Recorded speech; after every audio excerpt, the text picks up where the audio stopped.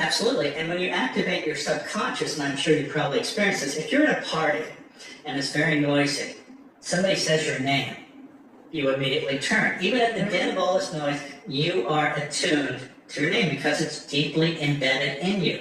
The same is true, and this is the nature of synchronicities and coincidences, because your subconscious is always searching for what is salient. I want to expand on the power of learning how to be in the heart mode and what you just brought to the table, this dispositional optimism and the belief that things can get better, the hope and the optimism that things will turn out, and feeling grateful for that. Because when you're in the heart mode, we've talked a lot about how we're naturally wired to be in that mode. Calm, connected, open to service, open-hearted. Can you explain how positive emotions, the emotions that you feel when you're in the heart mode, like gratitude, compassion, love, how do those emotions communicate to your brain and accelerate or make it stronger, that what you're thinking about when you're in heart mode actually wires in a very strong way based on the emotions of heart mode? You just said it. How do positive emotions like gratitude and compassion and love create the ability to manifest? As we said or discussed earlier, these types of positive belief systems make your physiology work its best, both your brain and your peripheral physiology. When all your cognitive brain networks function at their best, that is the greatest likelihood for you to manifest your intention. There's a lot of work that's been done on gratitude, showing that simply sitting down and writing 3 things you're grateful for changes everything. It changes how you view the world, how you look, not from the lens of what I don't have, but how grateful you are. As an example, half of the world's population lives on less than $2.50 a day. I am extraordinarily blessed, and so no matter how bad it is, and again, I'm not saying that I'm horribly suffering, but that being said, I still have ups and downs and have had situations which are incredibly demoralizing. But at the end of the day, I sit back and I have gratitude, even in the face of these horrible things that were not as I planned or nor wanted happen. And you just have to understand that regardless of all of them, you're very fortunate. What does your daily manifestation routine look like? Can you walk us through it? Sure. Now, you have to understand, I've been meditating for well over 50 years. So, in some ways, that becomes the habit, right? It is your mindset. It is how you look at the world. It is how you walk in the world. So let me start with the morning first. Every morning, I wake up and I sit at the side of the bed and I do a breathing exercise. Slowly breathing in through the nose, holding it for 4 seconds, slowly letting it out. And I do this for a minute or two. You can sit, you can lay down. There's nothing that is prescriptive. And this is where people get lost about mindfulness practices. They somehow think you have to sit like a Buddha and do this, and they get all anxious about it. There's no reason to be anxious at all. It's just to find a place where you feel comfortable. And then I go through this breathing exercise of slowly breathing in for 4 to 6 seconds, holding it for 4 to 6 seconds, slowly letting it out through the mouth. And then that shifts me into the parasympathetic nervous system, or strengthens where I'm already at. And then I think of the joy and awe of being in this world.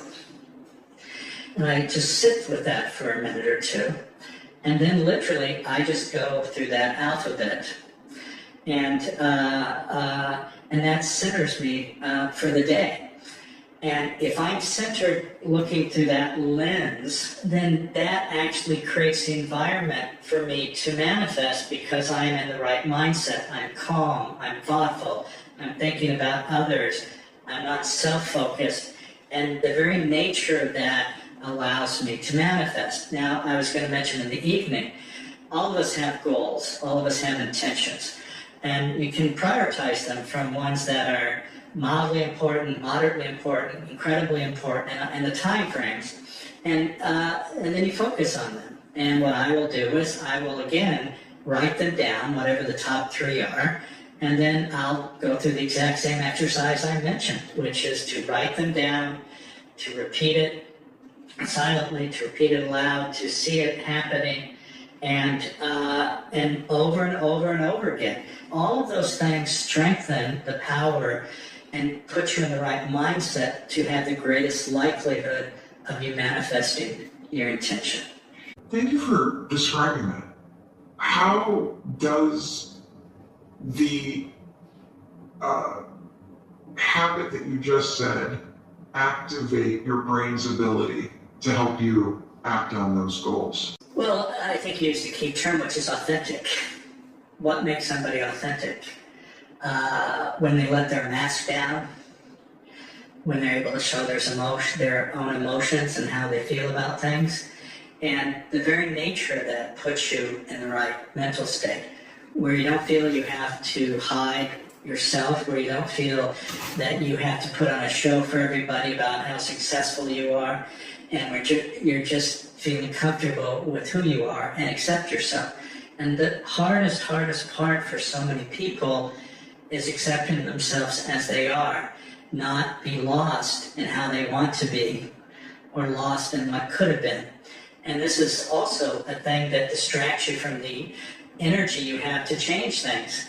Because if you spend 80% of your time on the past and a future that hasn't happened, lamenting, then you can never be present to actually make things happen. And this is the key. You have to be present. You have to be authentic. You have to understand your past.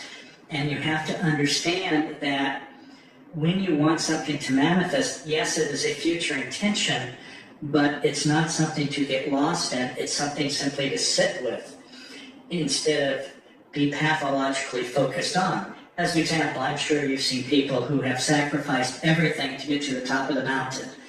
Well, they sacrificed everything to get to the top of the mountain to stand there by themselves. Well, what was the purpose of that? Our purpose in life is connection. It's not to so be focused that you don't have any connections and you're walking alone.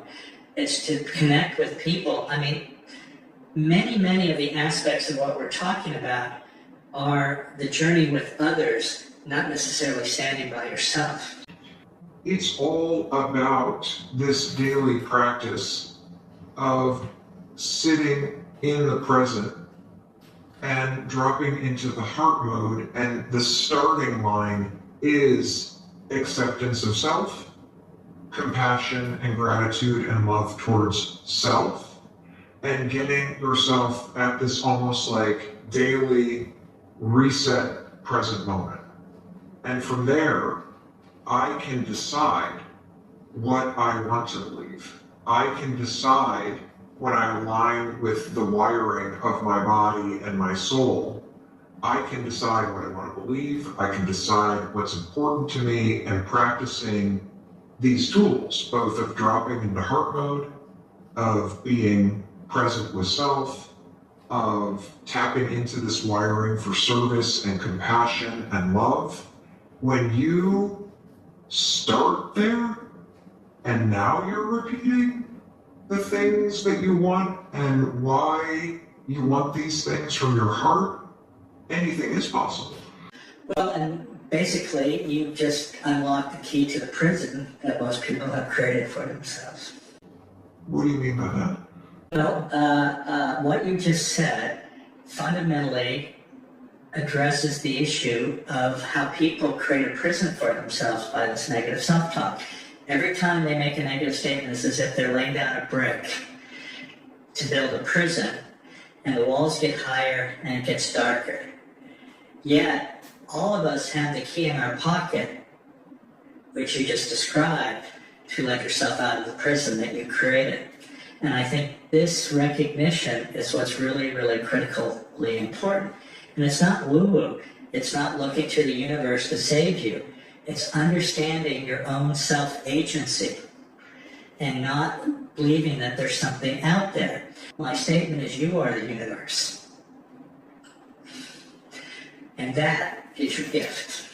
Oftentimes, as we talked about, people look through the lens of negativity. And the reality is, and you discussed it also, everyone wants to be seen. Everyone wants to be loved. And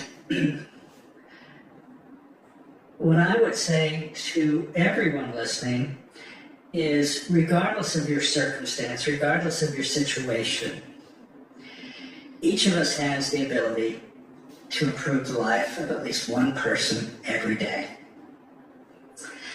And whether it's a hug, whether it's saying hello, whether it's sharing a meal, whatever it is, when you can actually look through the world through that lens, how can I help at least one person every day?